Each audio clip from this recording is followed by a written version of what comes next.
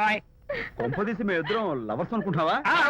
పిచ్చి నాన్న, జోక్ అవ్వదు ఏంటి? అంటే మీరిద్దరు ప్రేమించుకోవట్లేదా? ప్రేమ మళ్ళీ నవ్వుతారు. ఆపండ్రా. మరి మీరిద్దరు కలిసి తిరుగుతున్నారు కదా, ఫ్రెండ్షిప్. క్లోజ్ గా మూవ్ అవుతున్నారు కదా. ఫ్రెండ్షిప్ అంటే అన్నా చెల్లెలు టైపా? కాదు. పోనీ అక్కా తమ్ముడు టైపా? కాదు. అయ్యి బాబోయ్, ఏది కాకుండా ఒక ఆడ మగ కలిసి తిరుగుతున్నారంటే అర్థం ఏంటండి? అసలు అది ఎలా కుదురుద్దండి?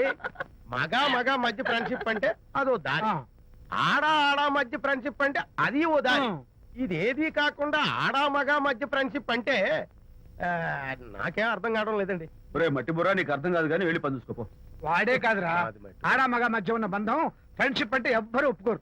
ఎందుకు ఒప్పుకోరు? ఏ ఫ్రెండ్షిప్ మాత్రం బంధం కదా. ఇన్ఫాక్ట్ తన భావాలు నాకు నచ్చుతాయి, నా భావాలు తనకు నచ్చుతాయి.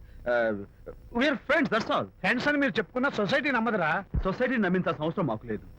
It's not our problem. మీకు ప్రాబ్లం కాదురా, నాకు ప్రాబ్లం. మీకు ప్రాబ్లం ఏంటి అంకుల్?